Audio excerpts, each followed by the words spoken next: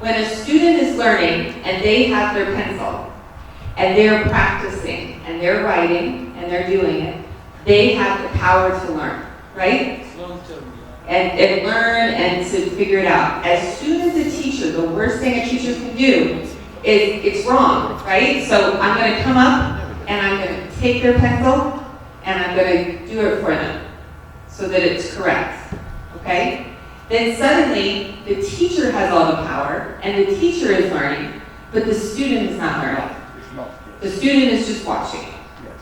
And then they might have a perfect math question. It might be right, but they don't know how they did it, right? Because you did it. So the power is the control. So you always want to have them practice, have them do it, even if it's wrong, right?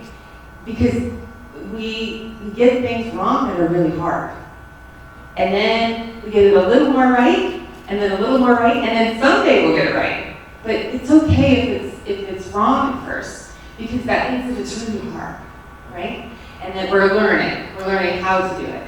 So I love what you guys are saying. I'm just adding to what you're saying. You're saying that the power is in the pencil, give it to the student, let them practice, let them use it so that they can learn.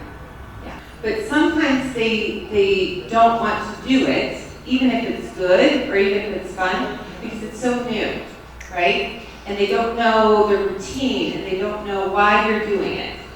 And so I think it's important to when you've got new strategies, that you have to give them a little bit of time to learn how to do it. So if you try something new and you try it for only one time and it doesn't go well, like, that's not helpful.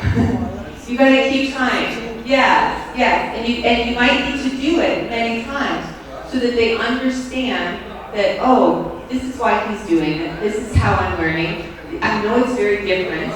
It doesn't feel good. Sometimes students don't like things that are different. None of us like things that are different, right? But students particularly, they don't like it changing. And so it can be very hard when you do something new. So I would say you need to try it 5 times before you say, oh, it's not going to work. Like, keep trying a new game or a new visual or a new strategy or something that's new. Give them the chance to get it, and to practice it so that they understand what they're doing. Yeah. Yeah, I want to say something. I told my teacher that you are not a preacher, you are a mentor. Don't talk a lot, please. Encourage the students to talk all the time, to practice, to participate during the period, because if you didn't share, he will fall asleep after some time, or he will play with another his classmates. So you have to engage him all the time.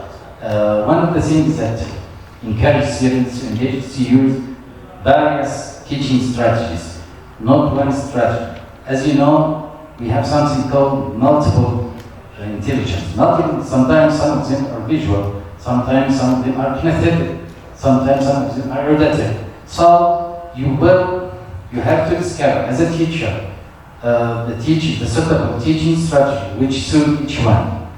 I think also the feedback. The feedback is important for the students.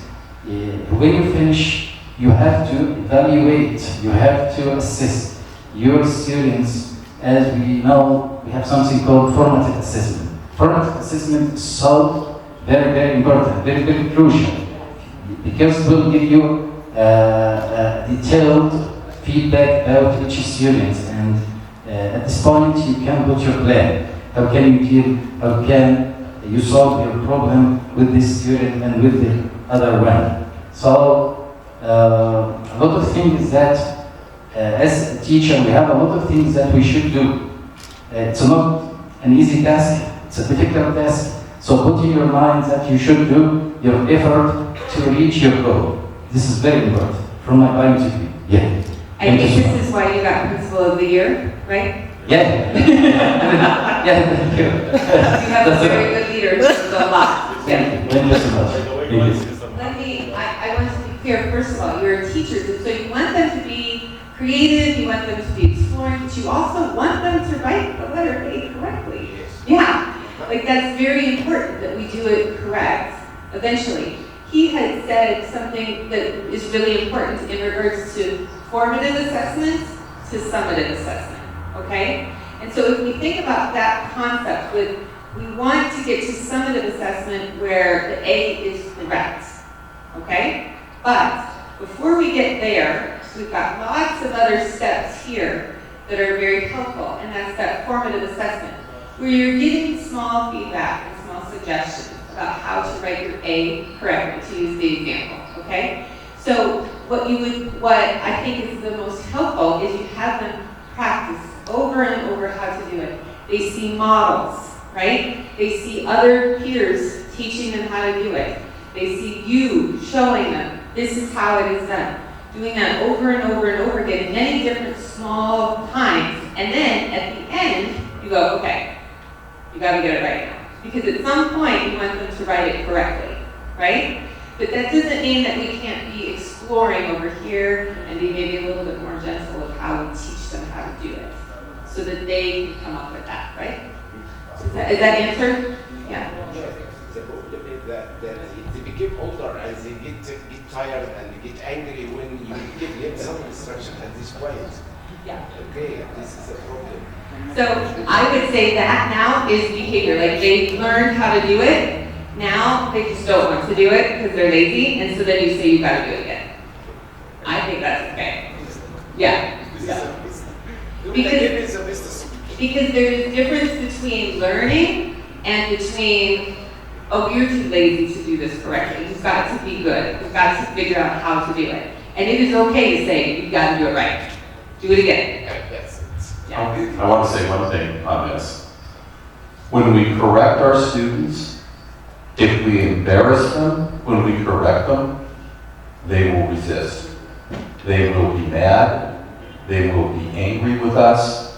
But if we help them and they understand that we want them to do better, and that's why we're working with them, then they will do that. As an administrator, I never talked to a student about discipline problems that he had been having in the hallway with his friends around us. Never do it. Because that would embarrass him, and now he's got to show his friends how big and tough he is. Where if you just, hey, how's it going? But in your office, when you can sit down with him personally, it's the same thing in the classroom. If we embarrass our students in correcting them, they aren't going to learn. They're just going to. How many of you like to be embarrassed when you're corrected? No, we don't want No, we don't want no. Well, neither do the students. Yes. So same thing.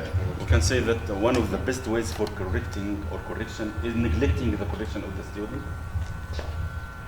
You don't neglect correction At this time. at this time. You do it positively. Yes. Yes. Yes.